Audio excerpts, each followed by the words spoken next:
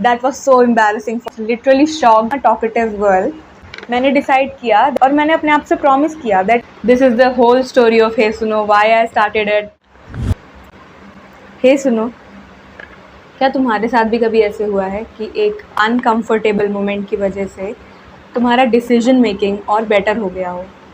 एक uncomfortable moment मेरे साथ भी हुआ जिसकी वजह से मैं अपने डिसीजंस को और बेटर कर पाई और बेटर वे एक पाथ दे पाई। और इसी अनकंफर्टेबल मोमेंट की वजह से मैंने जो ईयर के स्टार्टिंग में अपना एक डिसीजन लिया था, एक प्रॉमिस अपने आप से किया था ना कि मैं अपने आप को ट्रांसफॉर्म करूँगी, मैं उस ट्रांसफॉर्मेशन की एक इनिशिएशन दे पाई, एक स्टार्टिंग कर पाई उस ट्रांसफॉर्मेशन की। सो मेरी स्टोरी कुछ ऐसी है कि in the starting of the year मैंने डिसाइड किया दैट, और मैंने अपने आप से प्रॉमिस किया that I will transform myself, I wanted to be transform. और मैं बस चेंज चाहती थी, एक evolution, because literally change is important, evolution is important, उसके बिना यू कांट सर्वाइव। तो I want an evolution and change in my life, in the way I talk, in the way I speak, in the way I walk, in the way how my mindset is. I will transform. I went to a place जहाँ जाने से पहले मैंने बोला था अपने parents को कि I won't speak there because I don't want to speak there. जब मैं वहाँ गई, मेरे वहाँ जाने के 2 मिनट बाद, just after 2 minutes entering the hall, literally my name was announced and I was literally shocked कि I don't have anything to speak, मेरे पास कुछ नहीं है बोलने के लिए।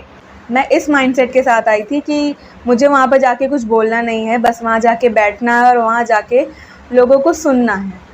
तो मेरे पीछे जितने भी लोग बैठे थे उन्होंने मुझे बहुत बोला कि you should go, it's an opportunity, तुम्हें बोलना चाहिए। तो क्योंकि उन लोगों ने बहुत बोला, इसकी वजह से मैं गई स्टेज पे। मैं literally I was so emotional क्योंकि I am a talkative girl, but पता नहीं क्यों वो हेजिटेशन थी या फियर, बट मैं कुछ, मेरे मुंह से कुछ एक शब्द नहीं निकला, मैं कुछ नहीं बोल पाई।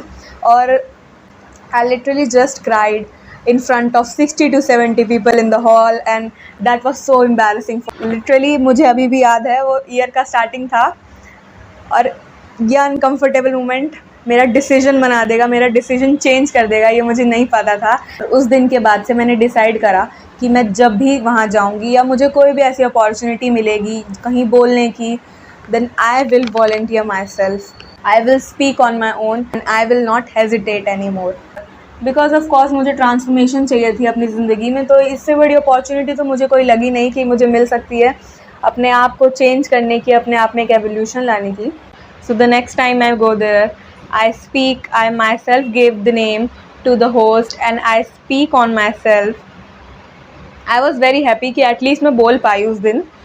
और जितने भी लोग वहाँ बैठे थे सब ने मुझे थोड़ा थोड़ा अप्रिशिएट करा, सब ने बताया कि हाँ यू कैन डू इट।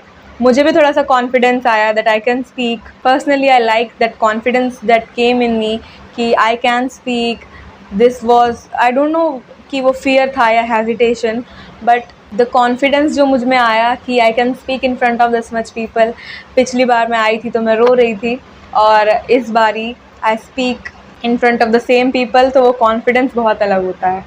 और वो एक फीलिंग होती है ना कि पहले हम वो सेम काम नहीं कर पाए और फिर से हमने जब करा तो we did it. So this was the uncomfortable moment जो मेरे साथ हुआ, बट इसकी वजह से एक डिसीजन जो मैंने लिया was one day a thought came in my mind कि वाई नॉट आई स्पीक। मतलब अगर मैं इतने सारे लोगों के सामने बोल सकती हूँ तो I should speak in front of more people. और ऑफकोर्स यूट्यूब से बड़ा कोई, मतलब यूट्यूब से ज़्यादा आजकल लोग कनेक्ट कर पाते हैं और YouTube is a big platform to speak. So I think I should start speaking over there and this is how हे सुनो started and this is the whole story of Hey Suno, why I started it. So this is how one uncomfortable moment gave my decision a better way. तो आपकी life में ऐसा कौन सा uncomfortable moment रहा है? Please let me know.